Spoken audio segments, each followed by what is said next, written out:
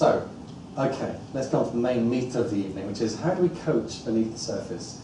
And I'm only going to be very suggestive here. I'm not going to be dogmatic or tell you that there's a method, because believe me, well, don't believe me. That's the number one rule. Believe me, there isn't a method. There are possibilities. So, number one, for me, I think when we start to coach beneath the surface, coaching ceases to be about a forward motion, action-centric approach to change, but rather it's a space for reflection and emergence. That it's okay for you to spend an hour, or 2 hours, or however long you like to coach for, allowing space for things to emerge. Not forcing some change to come to fruition because you have to get a task. That is not transformational coaching, that's not emergent coaching, that's kind of task focus attached to outcome coaching. So I'd love you guys, if you want to take on board some of this stuff, to think of coaching not as an attachment to an outcome, but rather a space for reflection and emergence. And then you become a thinking partner for that person. There's a chap called Reinhard Stelter, who I'll be doing some work with next year on our narrative coaching course, who talks about the idea of introducing symmetry into coaching. This idea that it's no longer about I'm here and you're there, and I ask the questions and you answer them, but rather we are symmetrically forming a partnership to find meaning, with the highest goal being the client's coming togetherness, if that makes sense. But we're doing it together by sharing our thoughts, rather than me just going, so, tell me this one. This is a good one. We are beginning to be partners at a very cognitive and emotional level. Next, I'd say it's a space for collaborative inquiry. So when you think about this person's not fair, what does justice mean to you? What does fairness mean to you? To me, justice might be this, but what is it to you? And how might our thinking around justice, or relationship, or belonging, or mortality, start to change each other, albeit with the highest goal being the client's growth? I'd say it's a human encounter. Instead of thinking this as a transactional, question-based process of change, which, by the way, we often describe coaching in that way, don't we? What is coaching? It's a conversation based on questions and feedback and reflection and maybe a little bit of relational inquiry in order to move the person from where they are to where they want to be. What if it was just a human encounter? Wouldn't that be nice? Take all that pressure off just to be a human encounter, because I reckon you've all done human encounters in your life. Who's not? All right, so here's some little nuggets that I would like to suggest to you. First is be brave and be bold when you're coaching in this way. I think too often as coaches we're so fearful of getting it wrong. And I'm supervising a number of people at the moment, and almost without fail, everyone said to me a question along the lines of, I want supervision to see if I'm getting it right. I want to know if I'm getting it right. My question is, what is right? By whose standards? Who are you measuring yourself against? Is it the ICF standards? Is it your standards? Is it mine? Is it the coaching industry as a whole? Who are we talking about? What if you're going to be really bold and brave with the way you coached and allowed to put yourself out there with the risk of being wrong? Blimey, how would that be to be wrong? Now, here's another one. Sit with unknowing. I'm sorry for you guys at the back that I put the words at the bottom of the... But that's okay. It's unknowing. You haven't got a clue what we're looking at. Tough. Thankfully, I can read, and I'll read out to you. So sit with unknowing. Allow yourself to not know what's going on for your client, and, God forbid, allow your client to not know what's going on for them. Just to allow the possibility that not knowing is okay. It's a pretty good place to start, wouldn't you agree? And I think too often as coaches, we kind of want to know. Hold on, what's the issue here? Where's it going? And what's the end we're trying to get to? Oh my God, phew, I know now. And that nice little structuring parent inside you that's bubbling away, waiting to come out, is okay, because you know roughly where the goal is and how you're going to get there. Well, maybe we can step into the adult that accepts unknowing. I want to talk very briefly about the paradox of change, which was a theory proposed by a chap called Dr. Arnold Weissner, who said that change happens best when you're where you actually are, not where you want to be. Change happens best when you're actually where you are, not where you want to be. What does that mean? Blimey, what do I do with that as a coach? Does that actually make any sense, or is Nick just splodging words for the sake of it? Who would like to offer a thought on what that might mean? Be bold, be brave. It's okay. Yes, Michelle. Wherever you are, there's room to move on and change. So where you are today, where you can change from there, you get to somewhere else, then you're there, and you're still going to have somewhere to change Okay, to. that's a nice interpretation. Okay.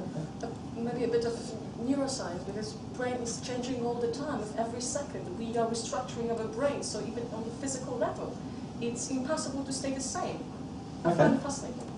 Great. So I figured you at the back is about neuroscience and the fact that the brain's always changing. Rob, let's see your hand. Yeah, I was going to say accepting where you are. Okay.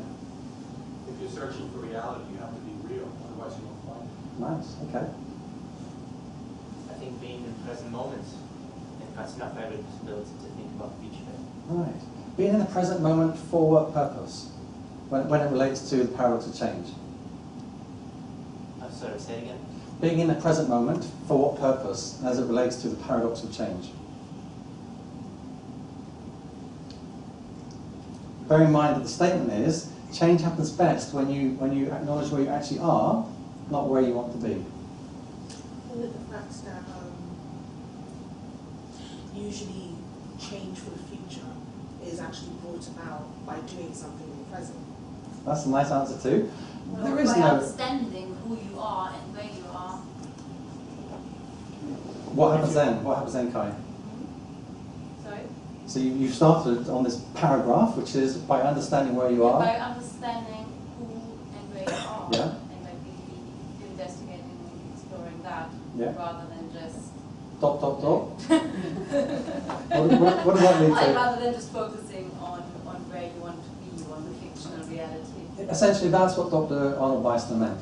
It's by exploring where you truly are, not by exploring where you want to be, change will happen most effectively because you really understand your current state.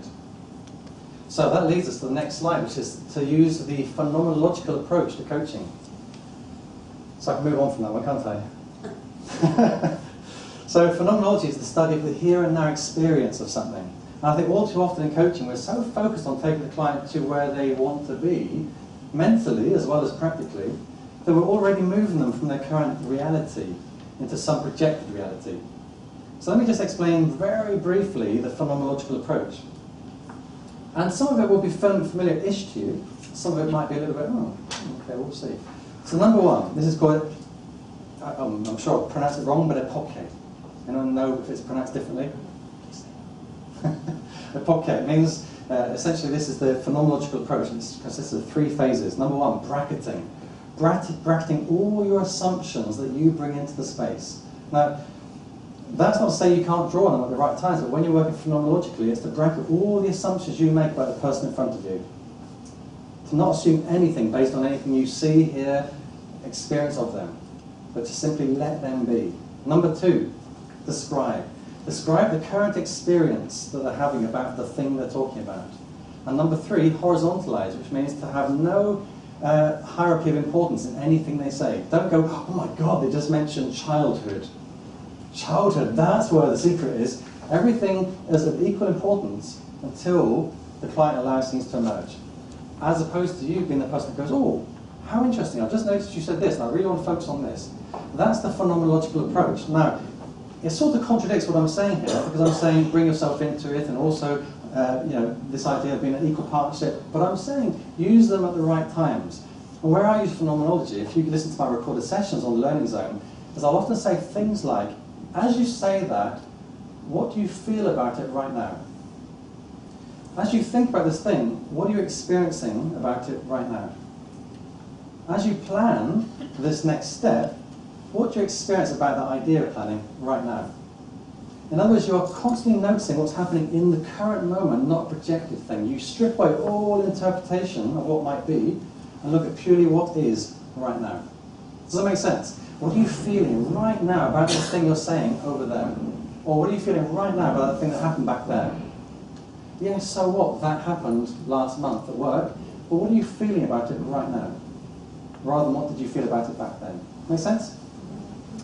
And one of the things I say about phenomenology is it means that we stop trying to move the client forward and instead we circle around the same issue, looking at it from different dimensions. Let's shine a light there, let's shine a light there, let's shine a light there, let's shine a light there, let's shine a light here.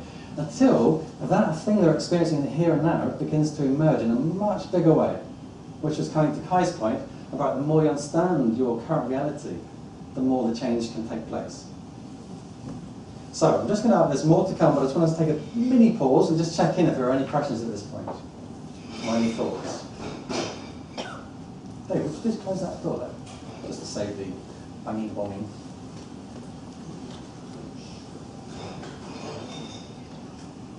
Are you roughly with me?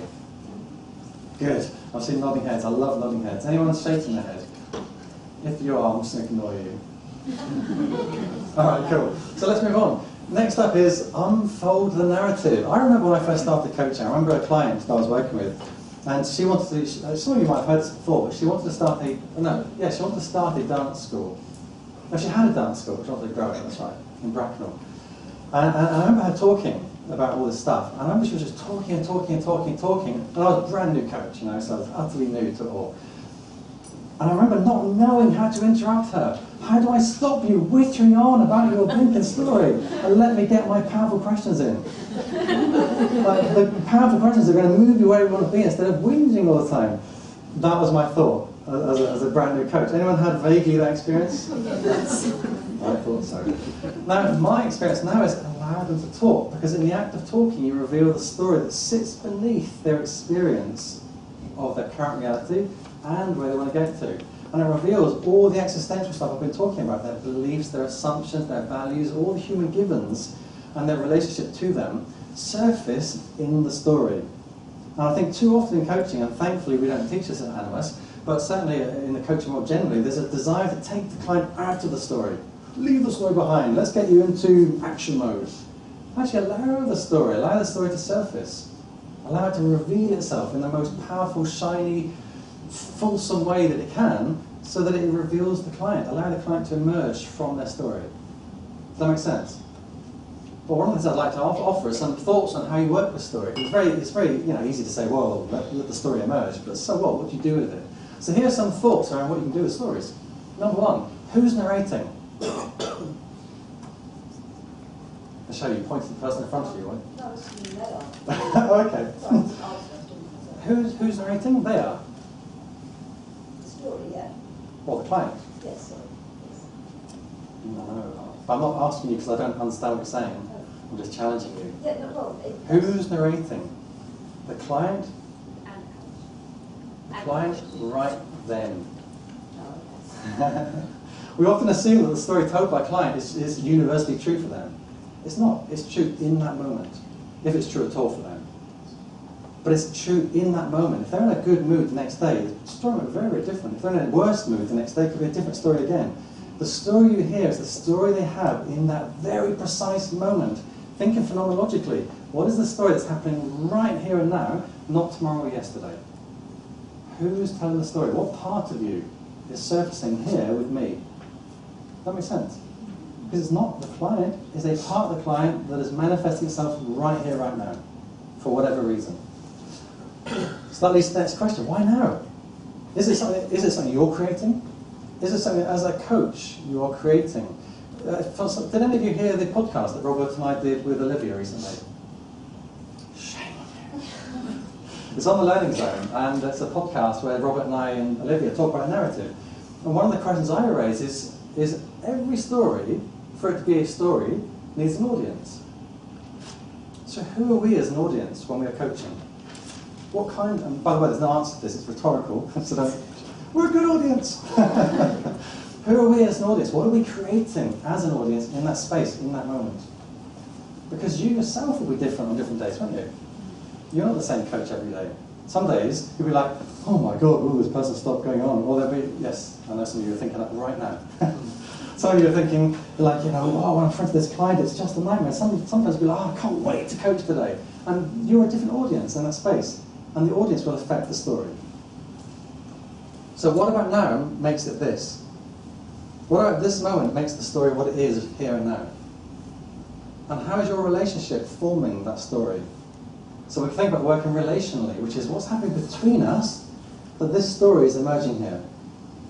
Rather than, you've got the story, it's yours, I'm just listening. No, you're not, you're affecting. Next, this is a phrase that Michael White uses. Michael White was the founder of a practice called narrative therapy. He talked about what's absent but implicit. What is not being said, yet must exist for the story to be. What's absent but implicit? That's a lovely question to ask yourself when you're coaching or ask the client. What's not being said here? What has to exist for this story to be told but isn't coming out? And who's the agent? Every story has to have a protagonist or an agent of change. Who is that person? Is it the client? Is it the client today? Is it somebody else? Is it somebody in the workplace? Is it a partner? Who's the agent of change in the story? And lastly, what's the plot? When I say lastly, there are many, many more questions, but just lastly on this slide. What's the plot? And a lovely question is, if you were to name this story, what would you call it? You know, what sort of story is it?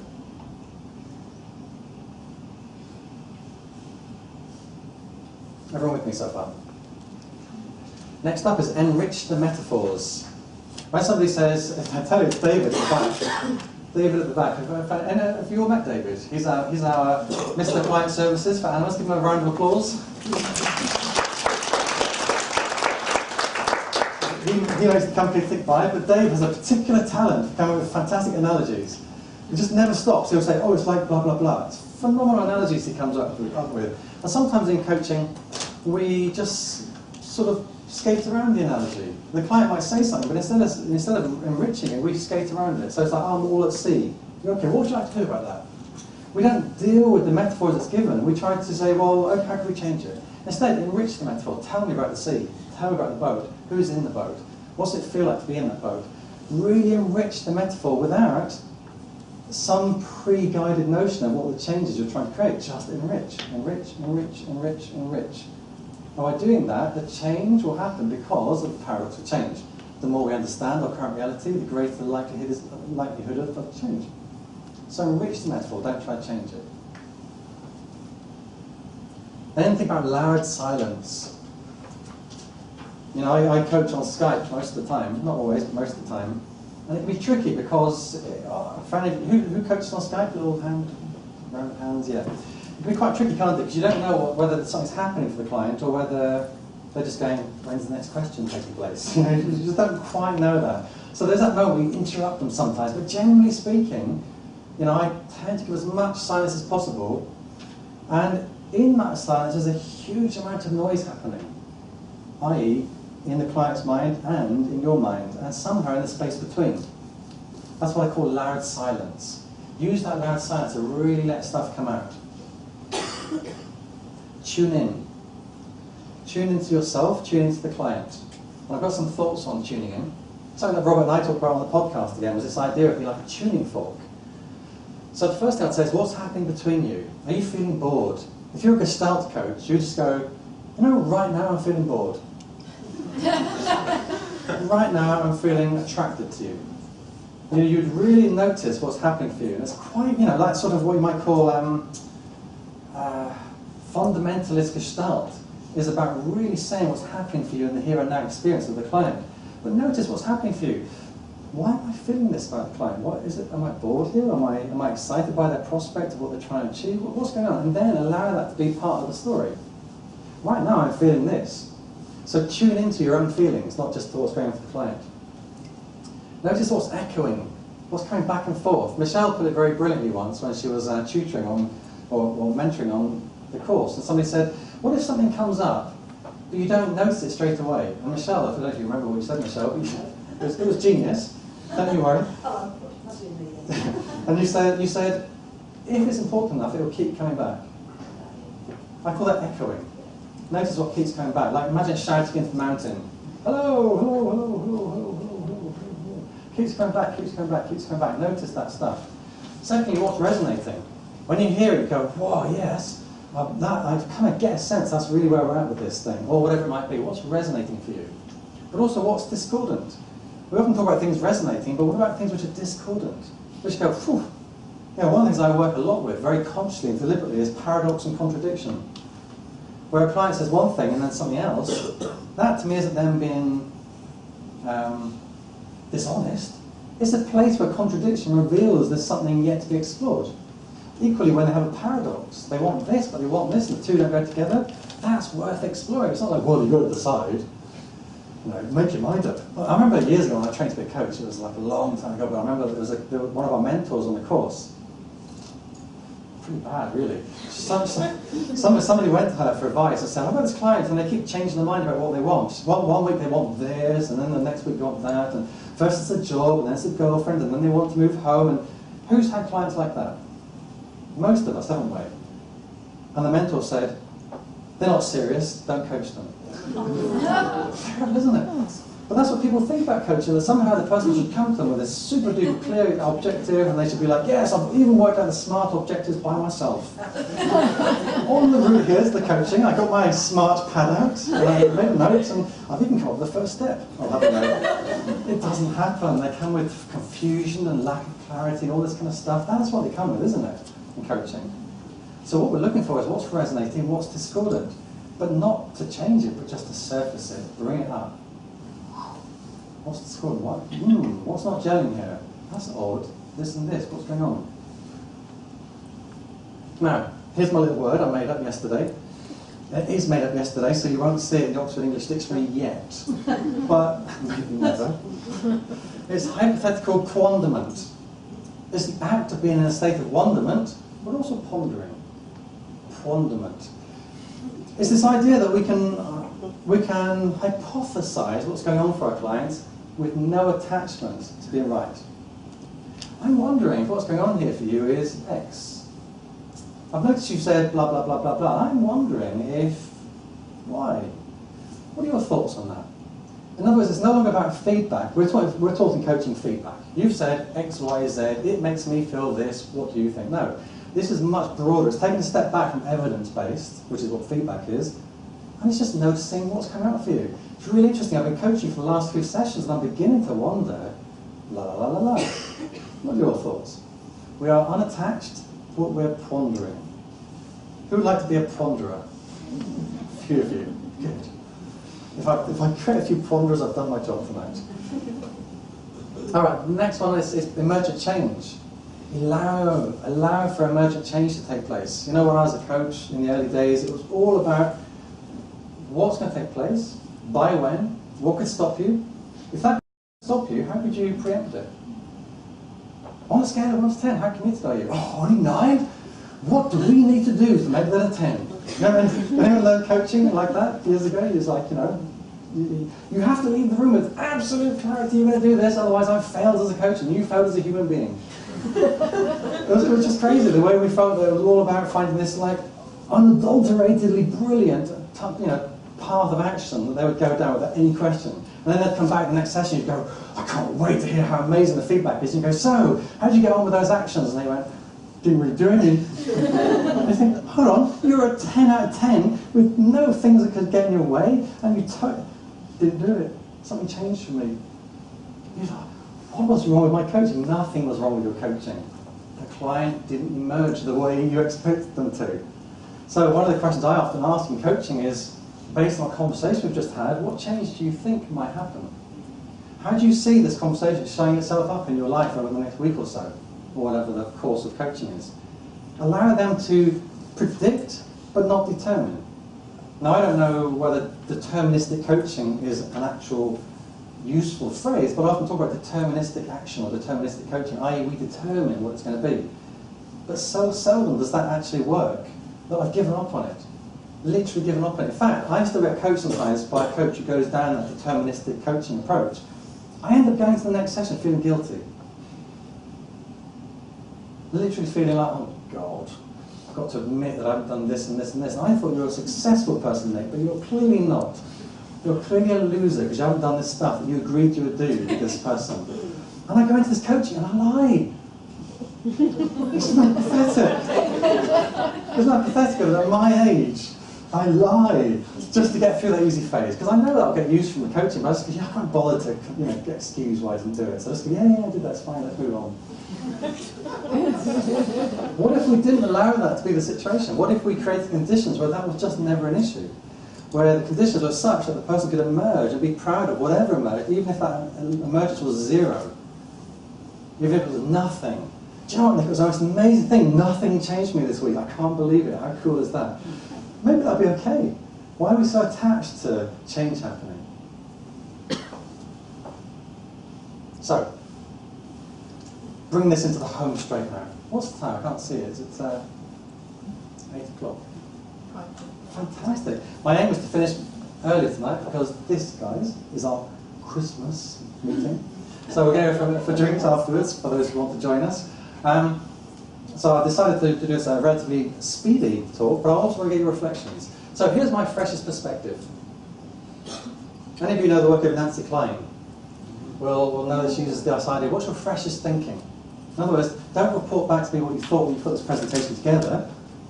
Tell me what's your freshest thinking right now, i.e. my freshest thinking, my phenomenological experience of this. Which you might say, well, how the hell did you put on slides then? I predicted what it would be. So, number one is I've realised that transformation takes time. When I moved Animus into a transformational coaching space, the idea of transformational coaching was still a relatively new concept for me to be teaching. In the sense that, yes, we've kind of always done a psychologically based coaching course, but we never really framed it as deliberately, consciously transformational. And I think for me, when I first created that concept for myself in my school, not that I created transformational coaching, but as I was going to frame it, it felt like if I could coach people on the beliefs they had and change those beliefs, poof, it would be like an immediate shift. And I realised that's not true. It can be, but it tends to be quite minor. Those kind of flips, those paradigmatic flips, tend to be quite minor in the scheme of things.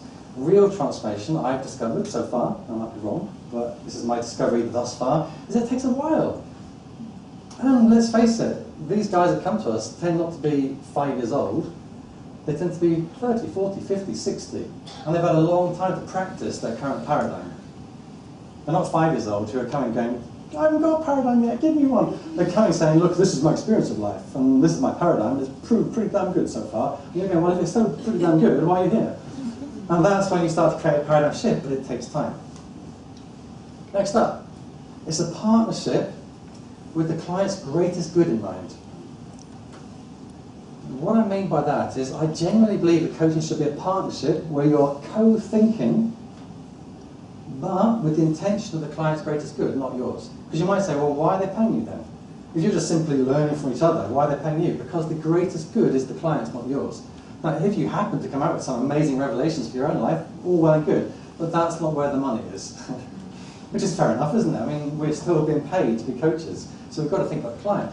But it's a partnership. It's not a coach-client, massive space in between, I'm going to ask you questions, you're going to answer, and somehow you come to change. No, it's a thinking partnership with the client's greatest good at mind. Next one is I'm just at the beginning. I'm 14 years in, and hallelujah, I've reached the beginning. And I think I always will be. And I think there's a joy to recognizing that you're always at the beginning of your story. And as coaches, I think we sometimes get locked into this idea that we're there. Like, oh my God, I can't believe I've qualified with Animus, or I've hit my 100 hours of ICF approved coaching hours, I can now be an ACC, or whatever it might be for you. But there's a measurement that says I've arrived. But of course, we never arrive. We're always at the beginning of the next stage of our journey, whatever that next stage may be. So if we think in terms of phenomenology, we're saying, what's my here and now beginning? Where am I right now, and where's that going to take me? So, what I'd love to do in the last quarter of an hour or so is, notice the words I've used is reflect with me, not Q&A. Because Q&A kind of applies, who's the answer? There's the questions. For me, it's not like that. I think that all of us in the room have these amazing minds that are experiencing coaching in different ways for each other, for yourselves. And I'd love to hear your reflections on anything I've offered tonight, and just how it might play out in your world as coaches, or as human beings. So, Guys, I'm going to end my talk there, but I do want to make sure I check in with you. So thank you so much for my input. Now I want to hear yours. Thank you.